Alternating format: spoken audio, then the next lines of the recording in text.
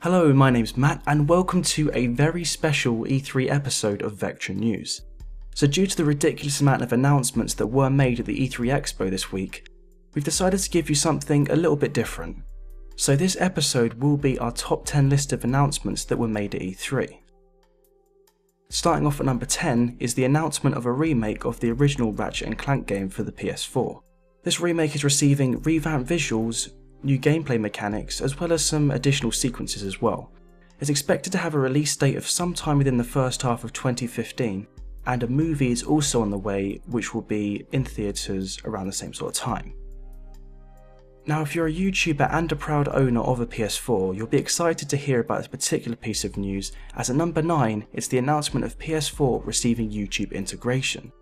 During the PlayStation press conference, Sean Layden, who's the president and CEO of SE America, revealed that they will be bringing YouTube to the PS4 later this year.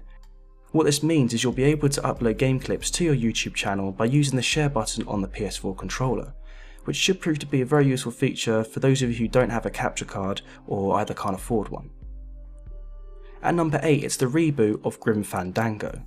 Many of you may not have heard of Grim Fandango before. In fact, when the game came out, I was only 6 years old myself.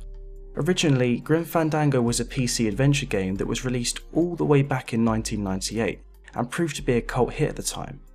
But if we fast forward 16 years later, Sony have revealed that Grim Fandango is being remastered for the PS4. The game is a mixture of Mexican folklore and a film noir setting, in which a Grim Reaper discovers a tale of crime and corruption. This announcement received probably the biggest reaction from the crowd during their press conference, and for that reason it earned itself a place in this list. At number 7 it's the reveal of Assassin's Creed Unity's co-op feature. Now I consider myself to be a bit of an Assassin's Creed fanboy, however even those who aren't fans of the series have got to admit that adding co-op to this particular game was the right thing to do. I've never really liked the multiplayer mode in more recent Assassin's Creed games, and I've always thought to myself that co-op would be a lot more enjoyable. Well, lo and behold, that's exactly what Ubisoft went ahead and did. During Ubisoft's press conference at E3, Assassin's Creed Unity was shown to have a drop-in, drop-out co-op mode for the story aspect of the game, meaning that you and your friends can fight against that Templar scum side by side. This co-op feature was said to completely redefine the Assassin's Creed experience, and I'd have to agree. A lot of the time in previous games, it feels as if you're against the world on your own instead of this assassin brotherhood that fights together as a unit. For number 6, it's the official launch of Battlefield Hardline's closed beta. So right before E3, we talked about the confirmation and leaked trailer of Battlefield Hardline during an episode of our Vectra News series.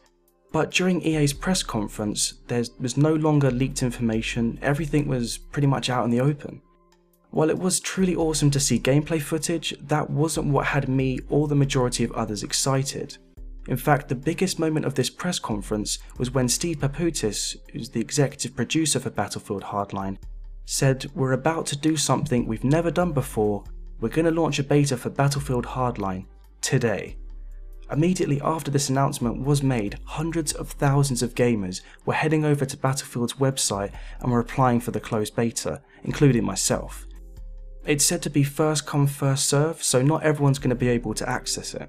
Although I consider myself to be very lucky, as after being accepted for the closed beta on Wednesday, I've managed to put a fair amount of time into the beta, and if you happen to follow me on Twitter, you would have witnessed me officially confessing my love for the game. At number 5, it's the surprise announcement of Little Big Planet 3. You could tell by the reactions of the audience at E3 that the announcement of this game was welcomed and heavily applauded. As somebody who was unable to go to E3 this year, I was sat at my PC in shock and pure happiness when I saw Media Molecule stroll on centre stage with the words Little Big Planet 3 appearing above them. A few things were immediately different this time round. There was the addition of several new characters referred to as Sackboy's companions, and these were Oddsock, Toggle and Swoop. And each of these characters had their own unique ability which can provide useful at some time or another. After showing off some gameplay, we were also treated to a trailer, at the end of which a release date of November 2014 was also revealed. Number 4 is No Man's Land. Now this game blew me away. After watching the majority of what was a very long PlayStation press conference, Sean Murray, the founder of Hello Games, introduced to the world a game being developed by only 4 people, but looked as if it had been made by 1,000. This game was No Man's Sky, which has a vast multiplayer galaxy you can fully explore every inch of, whether that be by land, air, sea, or even space. No Man's Land looked absolutely beautiful, and I was personally in shock and awe when they showed gameplay of a player getting into a spaceship, flying out of the atmosphere of one planet, entering the space, whilst flying through an asteroid field and then flying straight back into atmosphere of another planet with no loading screens and no boundaries in between. It was, to put it simply, amazing. This game has so far only been confirmed for PlayStation 4, and being the proud owner of an Xbox One myself, I really hope this game becomes multi-platform, especially for PC, as that would be even better.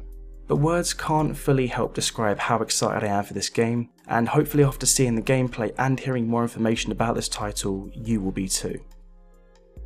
Making its place in the top 3 was the announcement of a new Mass Effect game.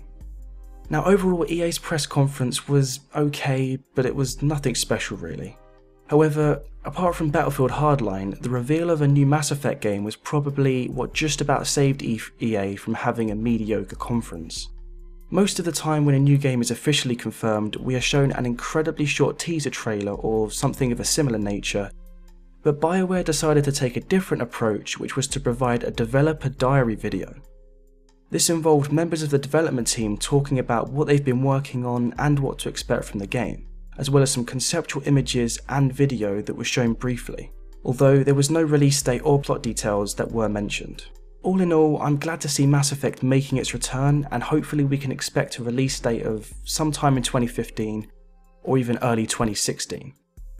A confirmation of GTA 5 for PC and next-gen systems makes its way in at number 2. It's something that fans of the series wanted and have been asking for constantly over the last year or so. In fact, there was even a petition for a PC version that managed to reach over 700,000 signatures. Now, whether this petition had anything to do with the announcement, I have no idea, but it's great to hear that this has finally received official confirmation.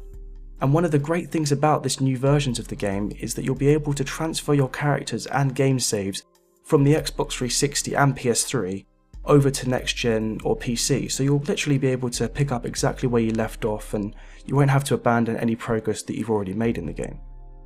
Some may disagree with my choice for the number 1 announcement of E3, but then again, this list is only my opinion, none of it is based on fact. But what had me all giddy and acting like a kid in a candy store was the reveal of Halo the Master Chief Collection, which features all 4, I repeat, all 4 Halo games in one playable disc for the Xbox One. So every little detail, every multiplayer map, that's over 100 maps in total, and every mode from the last 4 games will be included. The graphics for this game have also been improved, however if you prefer to fully reminisce on those old Halo days from the past, you can switch from the original graphics and the new and improved graphics at literally the switch of a button. Now the cherry on top of this masterful cake is that you get all of this for the price of only $59.99, which for our UK viewers is the equivalent of £39.99. So that concludes our top 10 announcements list for E3 2014. We hope you've enjoyed this special one-off episode, and if you would like to see more videos like this one in the future, be sure to tell us in the comments section and we will definitely consider it. And as always, you can find daily written articles and all of the information from E3 that you've heard here today by heading over to vectranews.com. But other than that, I've been Matt, and I'll see you later.